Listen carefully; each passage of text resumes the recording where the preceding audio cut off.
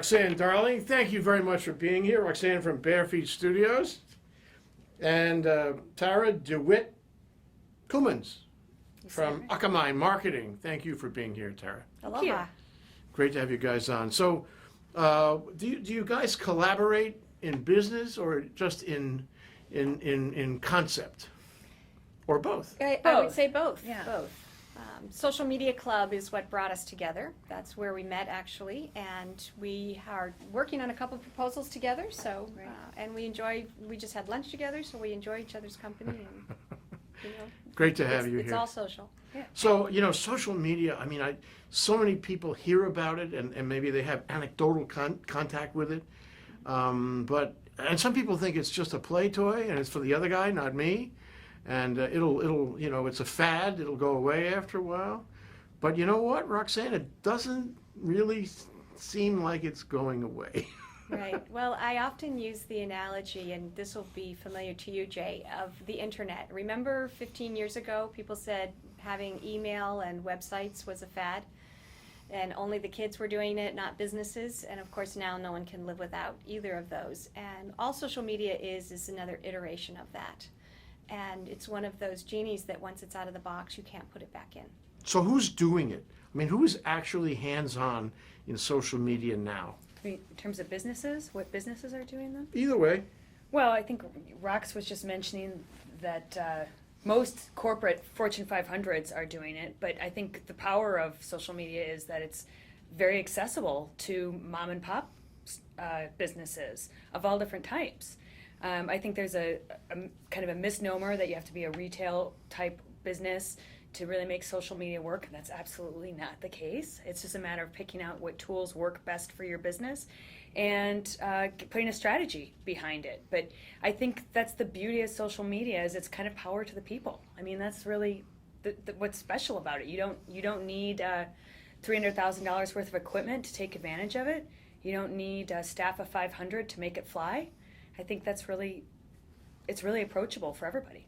Tara, are you related in some way to Roxanne? Because you have a similar kind of energy, you know what I mean? No. But I think that, what you're noticing, Jay, I think is part of what social media is about. And it is about, I wrote a blog post recently, social media puts the fun back in business. So a lot of people go into business because they love fixing cars or selling derivatives or whatever it may be. But we get sidetracked because we have to do the accounting, we have to do the hiring, we have to, manage the regulations. And what social media is all about is communicating with your customer and telling your customer why you love your own products and services, and hearing from them why they love your products and services.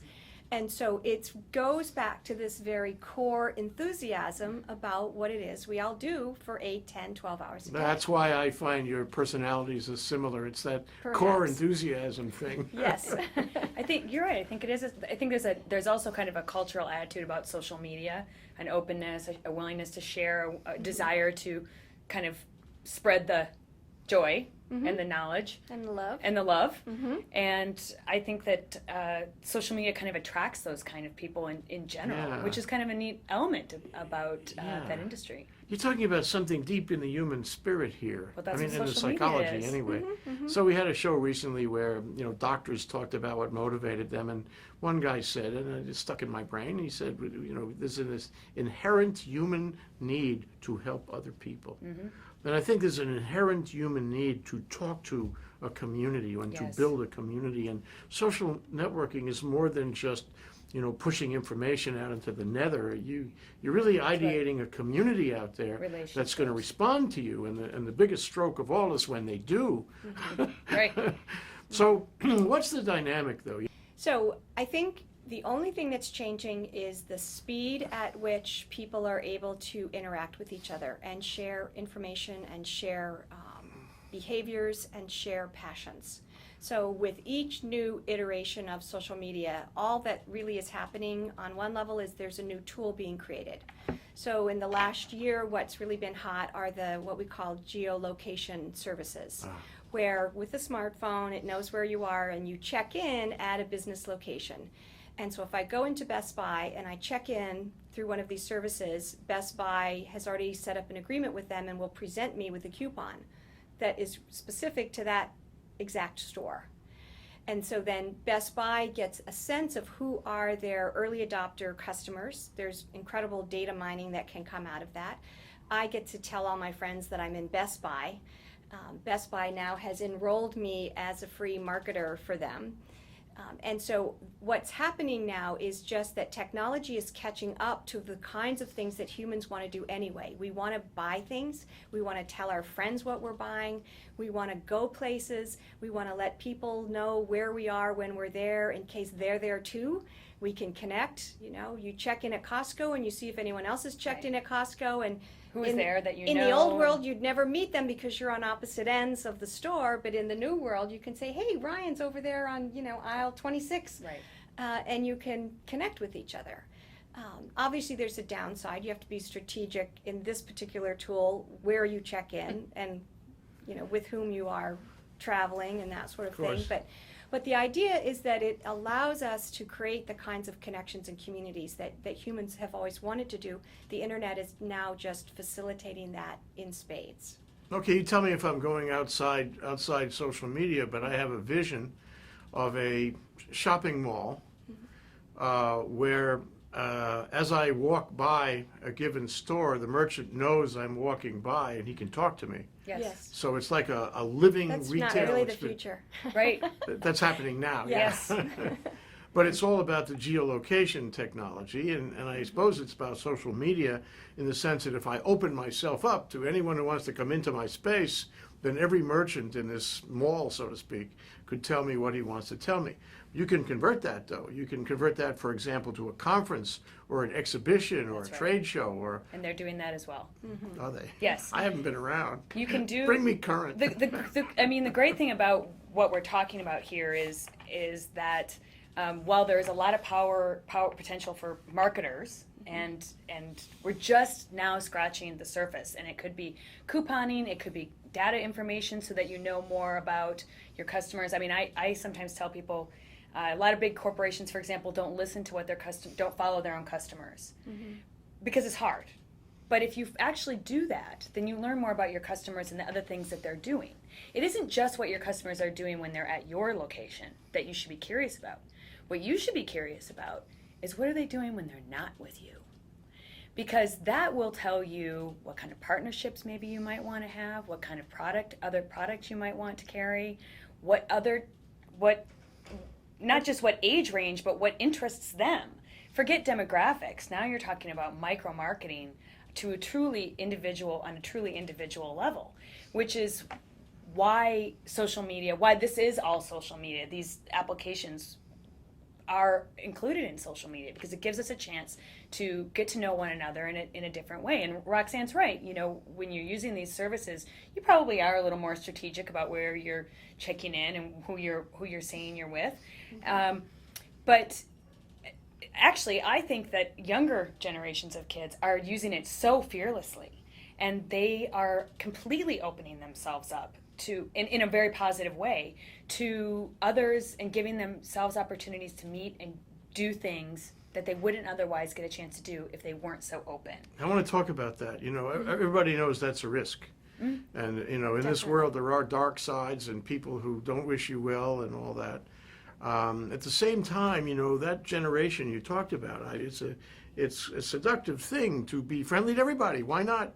And you come up out of school and you say, I think I'd like to be friendly with everyone. Humanity is perfectible. Why not?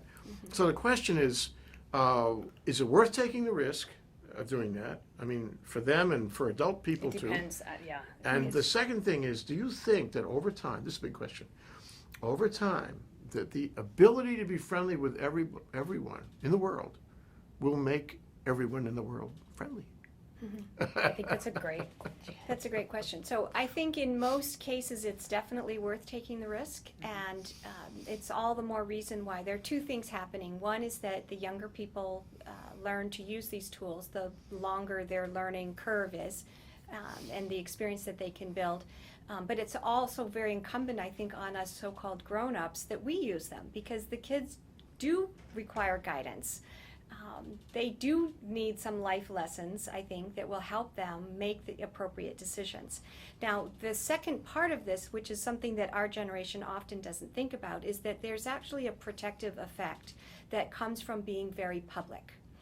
And so if you are very public and a lot of people are tracking you and know where you are, that means you essentially have a guardian angel force that's working 24 hours You're a not day alone. on Right. your behalf. So that should an anomaly show up or should you disappear from the conversation for a day, you've got a lot of people looking for you. You know, I have a friend, Chris Perillo, who's a very well-known tech star. He keeps a live streaming camera running in his office 24 hours a day, 7 days a week. Even when he's not there, there's 200 to 300 people in the chat room conversing about various and sundry, you know, tech things. Now, when he's not there, he also makes a point of putting out Twitter messages and so forth that, you know, his pit bulls are still on duty and the housekeeper is there and, you know, don't get any ideas. Just because I'm speaking at a conference in Manhattan doesn't mean no one's watching the store in Washington. And so it takes thinking about it to think of some of those strategies. When I travel alone and I want to use the check-in services, I check into the hotel through the check-in service on my way out, not on my way in. So that way I get to connect with people locally, but on my own terms, so to speak. Now, this is very interesting what you pose, because we live in the nuclear age where the family is nuclear, and so many of us are in smaller groupings than we used to be. We don't have family around us, and when we get older, the chances are ultimately we're going to be alone. And only a few weeks ago, we had a program called Senior Tech, where we talked about these monitoring devices. But what you're saying, what I think is really revelationary, is that the social networking, social media, actually creates a kind of in local parentis monitoring device where the world will know if we're okay or not okay, and some of our friends, or even electronic friends we never met, could step in and save us if necessary. That's so interesting. And those relationships, those electronic relationships can be quite real. I mean, I know you've had this experience as well. I know several people exclusively through online. Never actually met them. I have a dear friend who I've met once in person and speak to every week. Met her through blogging, actually. And the beauty is, to the end of your question, which is, if we're all more connected, do we become more kind to one another? And I think the answer is absolutely. When you live in a smaller world and you're more in touch with humanity, and ultimately social media is now evolving from behind the computer back into real relationships. That's the power of social media. We become more connected and see each other in very real ways, and celebrate and cry together, because we're finally able to do that even when we're not together. A collective exploration of the human condition. Absolutely. It's really great. And I think one of the examples of that is that in the very early chat rooms, which you would consider the early social networks, which were 10, 11, 12 years ago already on AOL and CompuServe, almost everyone was anonymous. You couldn't even have your real name because they assigned a username to your account. And it was very much lowest common denominator in terms of the conversation. And now we have a situation where here, one of our leading media properties in Hawaii, Civil Beat, requires that you register for an account and use your real name. You cannot be anonymous on that site. Oh, I think it's a great idea. It is. And so there we are definitely trending, and that then is balanced with there is so much data mining going on that other people who want to know all about us, they can find out everything we need to know. Privacy is somewhat dead. It's an illusion. My life is an open book, I mean, does it bother you that everybody should know what your buying habits are? Some days it does. I go back and forth on that. But, What have you been buying? Yeah. Wow, you must have an interesting life. No, I am you see, I'm all in favor of advertising becoming better suited to me as a person. But I want to be in control of that. I don't want other people to be in control of that. Well, isn't the for answer me. simply I to wanna be able turn it to on and opt off out. and say opt in or opt out? Well, that's what the FTC is looking into now. Is exactly Exact that. Are Because we going otherwise to the give records people? become available to the government or Or whomever. people you don't want. So I have a question though. Taking you back for just a moment into the 19th century, and Walden Pond. What was his name who wrote Thoreau, Walden? Henry Thoreau, David Thoreau. John, Mhm. yeah. John David, Henry David Thoreau. Henry David. On Walden Pond, yes. We old hippies, we know those When references. when do you actually get to be alone? Well, for me, we met, I think, over beachwalks.tv, Jay, which will be 5 years in February. And so for me, that's part of living in Hawaii. I get to go to the beach every day and be alone. Now, some days I'll take a picture while I'm there and upload that to Twitter and Facebook and Flickr and share some of that beauty. But many days I choose not to. I'm actually managing a travel artist in residence program of travel bloggers for the island of Lanai. And there's a conversation that takes place on Twitter every Thursday morning where the travel bloggers talk with each other. And one of the questions yesterday is, how do you get off the grid? What do you do when you're off the grid? And how important is being off the grid to your travel experience? And it was unanimous that everyone said it's vital. And we were talking about Lanai, which is not a very wired place. And I posed the observation that perhaps that is part of the sweetness that you can still feel there, because you're not wired everywhere. You have to go back to the hotel, if you want to get on the grid. And I think there is tremendous value in that, just because it's contrast. Right. And if we're always anything, Then you even can't appreciate as it. much as I love it, I consider Right. myself first and foremost a citizen of the internet, even before the United States. I love It's a global technology. thing. Yeah, that's great. But I still really value the times when it's nowhere near me. Right. You have It's to, a if you don't contrast. have the balance, and you were just hitting on, is if you don't have the balance, then you won't appreciate the vitality of being connected if you don't have your time alone. And everybody has to find that space for themselves. And I mean, I think the more involved you are on it, the more committed you are. I take a walk on the beach usually every Friday morning. That's my treat to myself, me and my dog. And I don't take my phone. I'm just a couple miles away from home. I'm not really worried about it. And But I think that's one of the confusions right now where we are on this learning curve with social media. It's very time consuming, and that turns a lot of people off. And what they don't realize is that the better user you become of the tools, you can be very, very efficient. And what might take a person literally a couple of hours, Tara and I can do it 10 or 15 minutes. Because it's a combination of knowing our way around, navigating the different sites, and it's then also part hooking up the different sites, so you post one place and it distributes to 10 for you. Right. And then thirdly, it's training your eye the way we train our eye for anything, to look at a long list of comments and very Peel out. effortlessly see the one that you want to respond to that's going to give you the most bang for your buck, whether you're doing it for marketing or for your own socializing or whatever it may be. So, and that's learning and that's training, and that's the frustrating part for Well- people, because a lot of people get into this stuff and they discard it before they've actually become literate at it. Yeah, another kind of literacy, the new kind of literacy, and it's not that many people who are really literate at this. So how do you learn to do that? I'd like to skip the part where I spend too much time. I'd like to skip that and go right to being efficient. How do I become efficient? What should I read or see? You guys giving seminars or anything? How do I? Well, we Well, do. yeah, Do you Tara really? and Tara and I met at Social Media Club. So we have a Hawaii chapter of this international organization. It's a nonprofit educational group. Chapters in over, 70, 80, 90 countries right now, Around the or world. 70, 90 chapters, not in that many countries.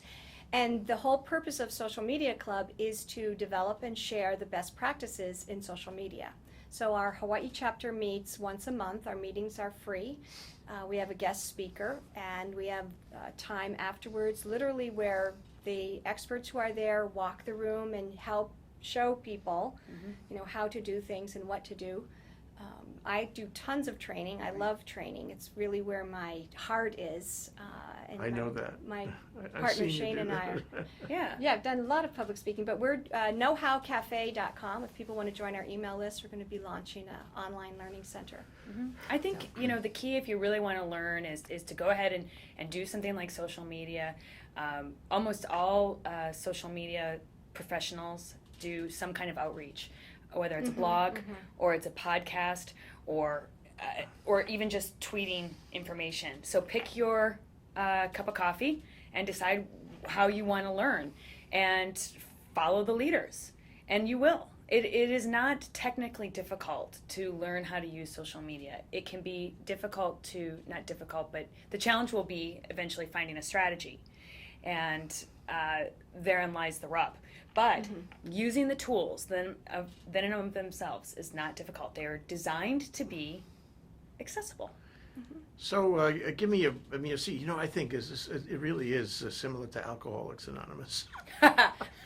What's your problem? I'm a recovering social media nut. I spend 24/7 on social. Help me, okay? And you go to a club and they tell you how to avoid that. Right. So, It is almost like that. but what you talk about a strategy? Give me an example of a strategy point that I need to incorporate in my daily use of social media. Well, if you're a business, you really want to ask yourself why you're on social media. Are you on social media to create awareness? Are you on social media to help drive sales? Are you on social media for all of that? Are you on your social media to listen to your customers? So it's just like any other marketing objective. Once you identify, then you'll use the tools in a different way. And there's the strategy, and it's going to vary for everybody. So, for example, if Rox and I meet with someone, we'll probably spend most of the initial meeting listening, asking a couple of key questions, trying to tease out, and you might not know until you leave the meeting what your objectives were. Right, exactly. Because if you don't know the tools, you cannot know what the tools can do for you. Sure. And so you just open up the conversation with, what are your goals? What are your business goals? Short term, medium term, long term? What have you been struggling with? What are your employees telling you? What are your customers telling you? And then you start filtering and refining the process. And that's a very different way than, a lot of companies calling up, I've got to get a blog, I've got to get on Facebook, build me a Facebook page. And you can start there. It's all connected, so it really doesn't matter where you start. You're going to end up making your way all the way around the circle anyway. But when you get to the point where you want to do something specific, or you get to the point where you think it's not working, Right. or you get to the point where other people are pressuring you, then you have an opportunity to say, okay, well, I'm going to do it my way. I'm going to sit down, talk with some people, and figure this out, so that it can be stressful. And for me, I'm an old coach from Johnson & Johnson in one of my earlier career iterations, and anything that's new is already challenging for people and stressful for people. And so why add to it with this pressure of be all, do all, everything right out of the gate?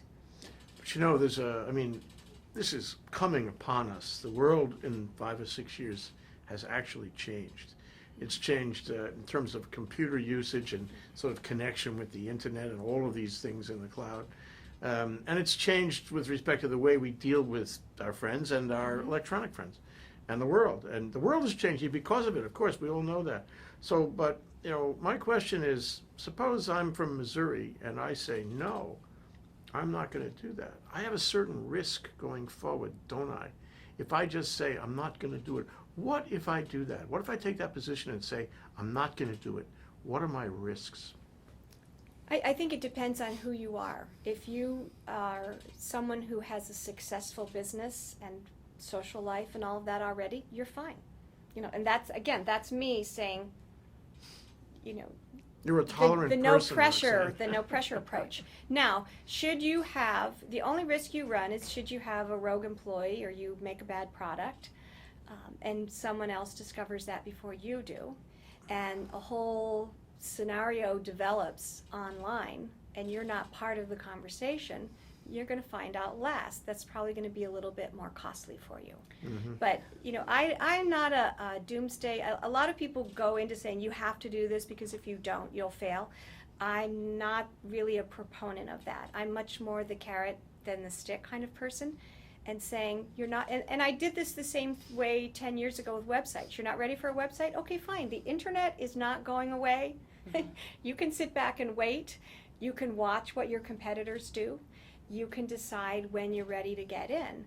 Just know that the longer you wait, the more you will have to learn when you do get in. And that is our challenge right now, is the escalation of tools, behaviors, opportunities. It's growing exponentially. Yes. Yeah, I would say that the word risk is maybe the wrong word, because what you won't understand your risks until you then take the leap and say, oh shucks, I missed out on a bunch of opportunities. And the other piece of the puzzle is that even if you as a person or you as a business owner decide that this isn't of interest to you or you don't think it's relevant, chances are your customers and your friends and family already have. And so you're really missing out on a whole segment of their lives that they're asking you essentially to be part of by being part of these, or these communities. They're actually asking you to be part of their life, and you're saying no Sure, thanks. you're It's being kind of like antisocial. not. That's right. Yes. It's kind of like not going to the party when you receive the invitation. Yeah. It's a little bit like that. So risk is kind of a strong word, but you're really missing out on some really probably fantastic opportunities. You just don't know what they are. And a better quality of life. Obviously, Because we are I agree social with animals, that. are we That's not? right. Obviously, I mean, absolutely. So, what is the project you guys are working on? I just very curious. You don't tell me everything, but tell me a little. Well, what we just had 2 nights ago was we had our social media year in review. And we, as a chapter, have been in operation for 2 years. And we wanted to really take stock of what's happened here in Hawaii. So we opened it up to the entire community to submit their social media accomplishments. And we invited everyone, large or small. If you just got on Twitter and you're really proud of that, submit That's the an form. accomplishment. That's right. You ran a giant campaign and converted 20,000 customers. We want to hear that It's too. a survey. Yeah. So we collected all of that. We had one of our members that comes to our meeting, Corey Jim of Empowered Presentations, created a gorgeous slideshow for us. And so that was running on the flat screen TVs all night long, just cycling through basically a 35-minute television commercial for the businesses and nonprofits of Hawaii who've made a difference using social media. Where can I see that now? That is going to be online in the next 48 hours or so. I'm going to just convert that, put it online so everyone can see it. And, On your site? it's going to be, I'll put it on my site on Bare Feet Studios, but our social media club website is smchawaii.org. So Okay. Yeah, we we'll have put it all of there, the too. information there about It's a great about our slideshow. meetings. It really shows, I think, the cool thing about that slideshow is it shows how social media is evolving for each of us uniquely. We did have people there who said, I joined Twitter this week and I'd like to get a certain number of followers by the end of the month. And then we had several examples of full-scale campaigns, including the governor's race and Hawaiian Airlines. So we really are growing at different paces with each other and for each other, and that's where we are. We're in the thick of it. It's really a great time in social media. I'm going to ask a couple more questions. I'm going to take a little more time if you don't mind. Okay. Politics. Tara, you just reminded me of this huge connection with politics. I mean, it's had an increasing effect in politics. Absolutely. And no politician can afford to be without, in my opinion. So what is the effect? How is the effect achieved in terms of the political, the body politic? Can I Yeah, answer this? go Because I ahead. love this. This is so fascinating to me.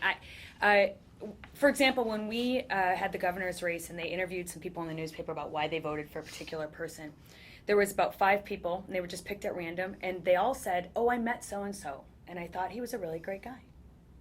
So that underscores the importance of politicians to get out, shake hands, and kiss babies. Well, social media allows you to do that almost 24/7.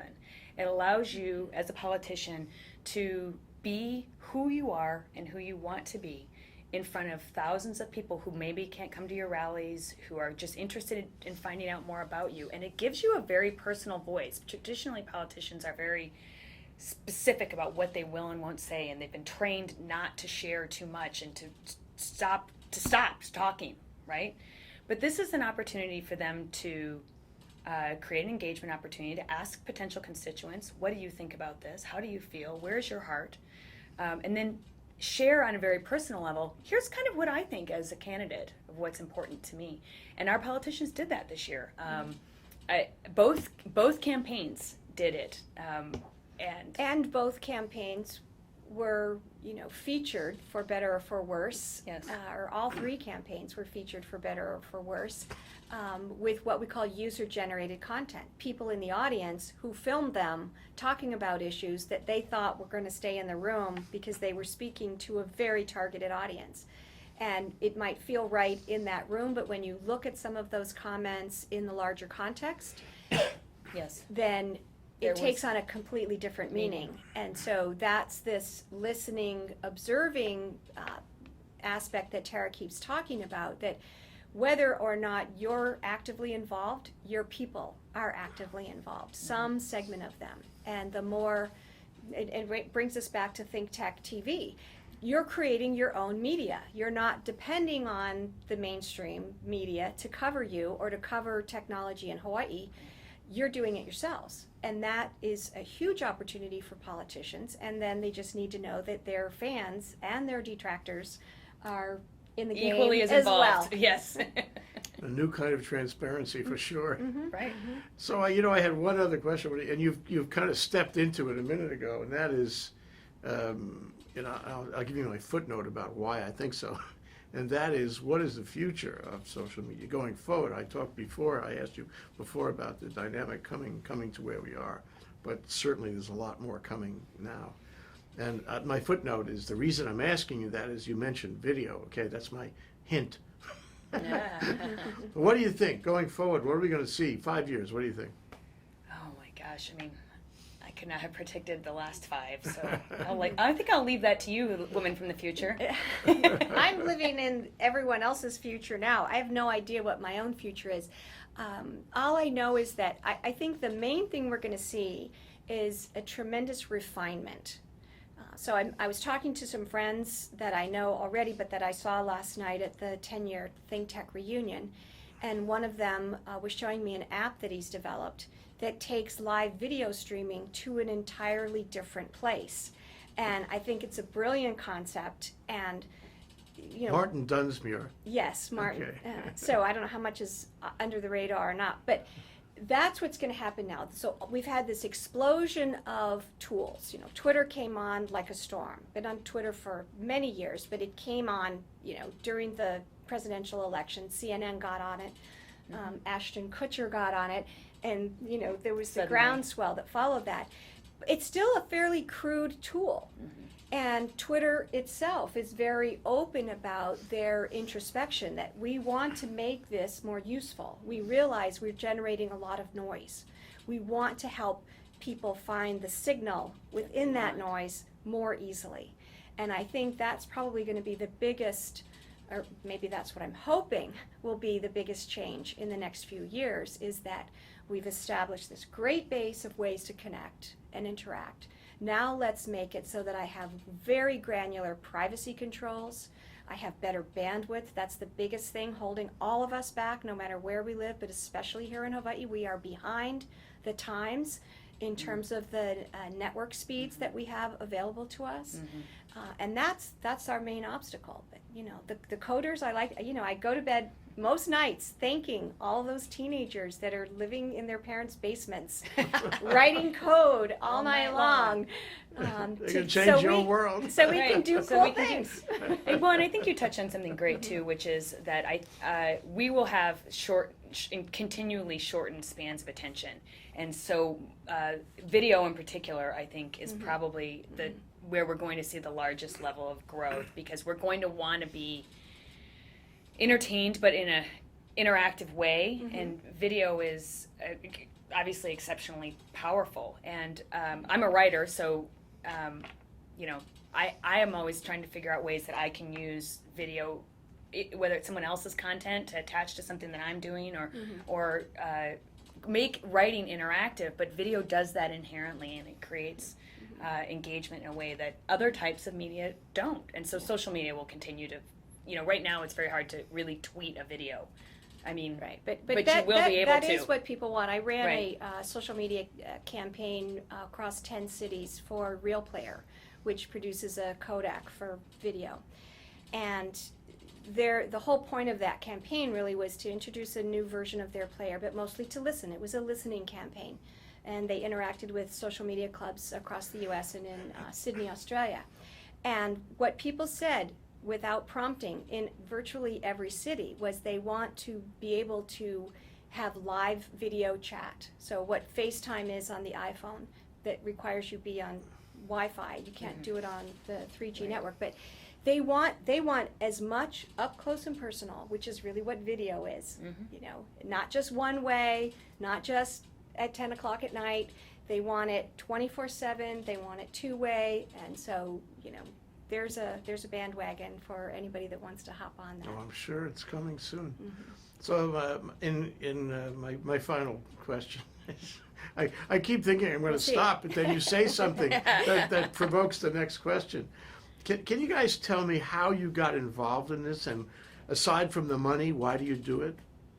Well, I actually don't think anybody gets into this initially for For the money. money. Yeah, my background is really with other types of interactive mediums and specifically events. And so the event and social media tie-in is very strong, and there's a lot of opportunity for it. And what they both have in common is that they seek to create opportunities for people to engage with one another. And that to me is really, really empowering. Social media takes it one step further because it is a way to dial down that information and really look at it in a detailed, analytical way that is very powerful if you're a marketer. But special from a human perspective as well. The two can blend in a great way. And so, to me, that's the exciting part of social media is that engagement element. And we've talked about it all afternoon, and that's how I got involved in it. And I think there's many, many ways to engage in social media, and it's pick it. There's a way, and that's But I don't think anybody gets into this for the money. I think you do it because you love it, and you want to share it with other people, and then hopefully that leads to some business. It's about engagement. Right, Yeah. it's about engagement, right. And if you're excited about something, chances are someone else will get excited about it too. Finding commonality. Right, exactly. For me, I go back to I'm a citizen of the internet. So anything that shows up on the internet, I'm going to get my hands on it. I'm going to get my feet wet with it. And so, for me, also doing, training and having a company that, we're a digital publisher, it's our, primary goal to try anything new that comes online and see what is the use of it, how does it work, what is it going on behind the scenes, how can our clients use that to help themselves. And so for me, it's inevitable. It's not even something I can think about. It's just the air that I breathe. And so, I've been giving talks locally on how and why to blog since 2004, and the podcasting beach walks. I would say the biggest surprise for me, because I tend to approach a lot of things as a business perspective, and beach walks was the big exception there. We thought for 6 months, what can we do a temporary video podcast on where we can learn the tools and it will create some business value out there. Well, we couldn't think of anything, and it was literally as if the universe was shutting that down. One day I said to Shane, I go to the beach every morning with our adorable dog in this most beautiful place. Bring the camera, we're going to shoot something. And that turned into 400 shows in 400 days with people in 90 countries, and now close to 3 million downloads. And all I do is walk for 3 minutes, throw the ball, and try to chill out for myself and share that And with do a other little people. download. That people love that. I They could do. never Very real. have imagined that out of It's hard to put it my own down. mind. It's But it's great very stuff. real, and this is the power of it, because when you do beach walks, you're not all dressed up. no. You don't usually have your makeup on. Pre-shower. And so it's just rocks and the dog And the scenery. and the scenery, and it's just a very real representation of you and where you are. There's not a lot. It's not heavily. And go figure, it actually has had an impact on tourism. So, I can't tell you how many people have come here as a result of finding the show online, and then they contact me and say, I had my wedding there, we're coming for this, that, or the other. That's the beach I want to be on. And, I did a survey 2 years into it and asked, do you have more desire, less desire to visit Hawaii? Because I show the real Hawaii. Remember, when I started it 5 years ago, this winter is when we had that horrendous 44 days of rain. Yeah. And the Alawai spilled over, and it was a nightmare for tourism. And there we are filming. I'm in my hoodie and the wind is blowing, the rain is coming down, but we were filming. People still wanted to come to Hawaii. They could get it. Right. They get the aloha over the video, internet over the- airwaves. And that's the other thing that's just so amazing, And that's, I'm talking to brand managers now. The people will tell you more about your brand if you're willing to listen. It's quite Yeah. extraordinary. Well, you guys, demonstrate that you can do things that you really love to do and have a good time at it. And I also think that what you do is very nutritious, and you should keep on doing it because you're helping improve the world around us. Thank you. Thank Well, you. we'd like to invite you and your show to come to a social media club Yes. meeting sometime. Always open to the I do public. that. I We've do that. Please do. Fascinating cross-section of businesses and nonprofits And- that we have there. Really interesting people. Yes. Yeah. Always engaging, a great cross section of users, and it is always open to the public. So it would be great to have Okay. some visitors. Roxanne Darling and Tara Coomans, thank you very much, you guys, for coming down to Think Tech. Thanks for Aloha. having Great us. to have Thank this you. conversation with you. Thank you. Always an eye-opener. Fantastic.